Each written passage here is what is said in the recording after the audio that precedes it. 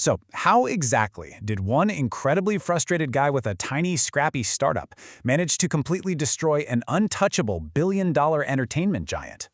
Well, let's dive right into this explainer and investigate the underdog case file of Netflix versus Blockbuster.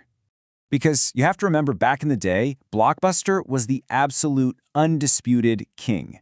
We're talking about a massive empire of over 9,000 physical stores that everyone, and I mean everyone, believed was totally invincible.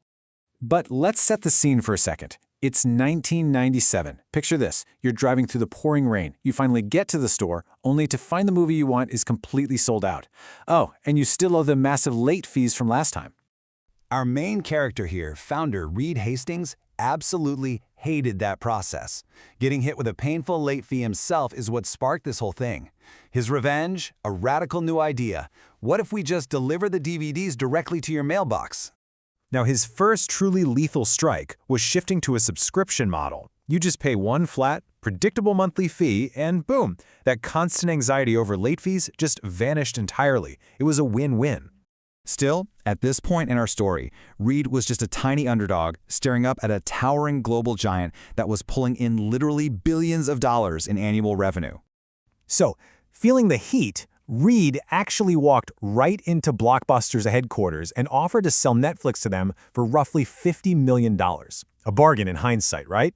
While Blockbuster's executives quite literally laughed in his face, they brutally rejected the offer. And as we all know now, that arrogant chuckle would become one of the single most fatal mistakes in corporate history. Because as internet speeds slowly started creeping up, Reed saw a masterstroke opportunity that Blockbuster completely missed. He realized that physical DVDs were already a dead end. You see, Blockbuster just looked at the internet as a cute way to support their physical sales. But Reed and Netflix? They realized the internet wasn't just a tool to help the business, it was the future of entertainment itself. So Reed takes a massive, terrifying gamble. He essentially bets the entire company on streaming, burning through cash to build servers, license content, and buy software before the broadband connections were even fully ready for prime time. Meanwhile, Blockbuster's leadership was completely paralyzed. Embracing streaming meant actively killing their own highly profitable physical stores and late fees, so they basically did nothing. They stubbornly tried to protect the past. And by fiercely protecting their past, they entirely lost their future. Blockbuster bled customers, closed thousands of stores, and eventually went bankrupt, slain by the ultimate weapon, customer convenience. But Reed's victory lap was actually pretty short-lived. Why? Because the big movie studios he relied on suddenly woke up, realized streaming was highly valuable, and almost overnight, they transformed into his direct rivals. Faced with the very real threat of losing his entire content supply, Reed had to make another bold decision to survive. Actually, scratch that. It was a multi-billion-dollar gamble. Netflix couldn't just distribute anymore. They had to start producing their own original shows. And that insane high-risk bet birthed massive, exclusive cultural phenomena.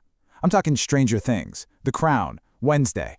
By controlling these exclusive hits, Netflix completely transformed from just a distributor into an absolute necessity. You can watch them anywhere else. Now, they didn't just guess what to make. They tracked incredibly detailed, anonymous viewing habits. Every single pause, every skip, and every search fed into this unstoppable, highly sophisticated data machine. They used all of that precise customer behavior to engineer exactly the kind of personalized experience you wanted to see, basically guaranteeing you'd stay hooked and pay your subscription month after month.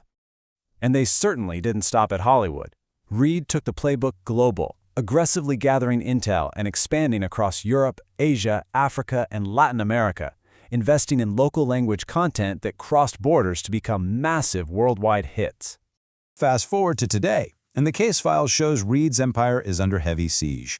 It's a crowded, brutal battlefield out there fighting for your attention against fierce competition from titans like Disney, Amazon, HBO, and Apple. But the Netflix ethos remains the exact same. They absolutely refuse to sit still.